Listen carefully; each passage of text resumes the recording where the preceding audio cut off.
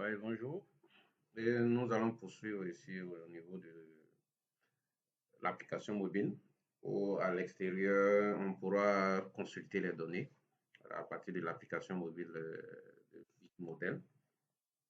Voilà, donc je vais choisir une base de données sur laquelle je vais me connecter, sur laquelle du moins.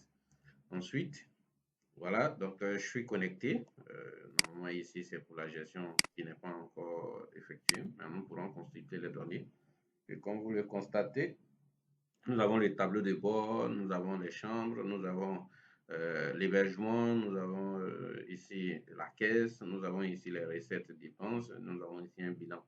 Voilà, donc dans le tableau de bord, il va récapituler tout ce qui se passe réellement, voilà, comme vous le voyez. Tout ce qui se passe au niveau de l'activité, le nombre de chambres. Nous avons ici les chambres libres, les chambres occupées, comme on l'avait vu dans l'application desktop. Voilà, donc nous avons les réservations que je pourrais voir. Nous avons ici le nombre de chambres totales et les chambres qui sont occupées sont cochées. Nous avons le nombre de chambres libres et vous avez que c'est, il donne par étage. Voilà, donc comme vous le constatez, il donne les chambres par étage, les chambres qui sont libres.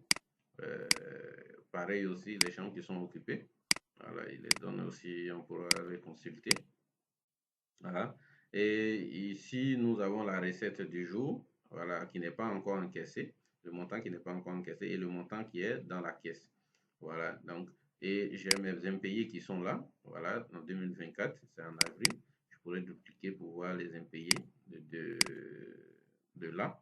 Ensuite, s'il y avait des locations expirées, on devrait pouvoir les voir. Il y a 8 expirations aujourd'hui.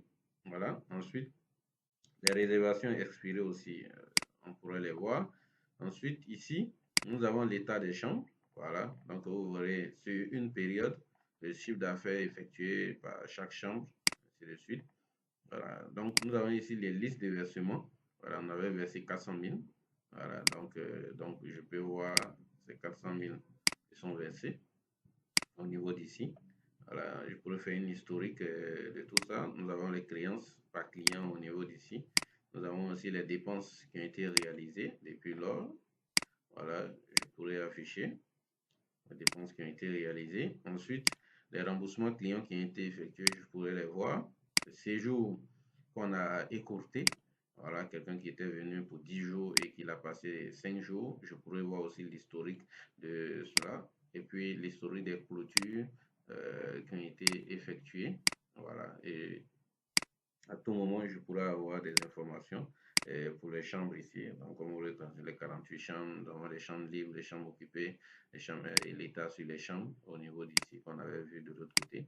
Voilà, donc vous voyez le nombre de chambres disponibles, ainsi de suite. Voilà.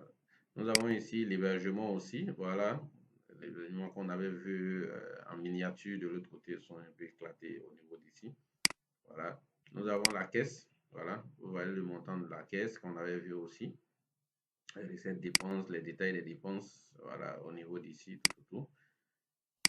Ensuite, nous avons un bilan. Voilà, le chiffre d'affaires actuel, la recette générée et les dépenses effectuées et un résultat, le solde de la caisse, les créances.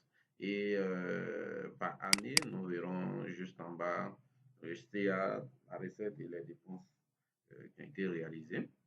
Voilà, donc c'est la petite présentation de la consultation des données pour pouvoir suivre l'activité à distance à partir de l'application mobile tout, partout où vous serez. Voilà, merci d'avoir suivi cette petite présentation.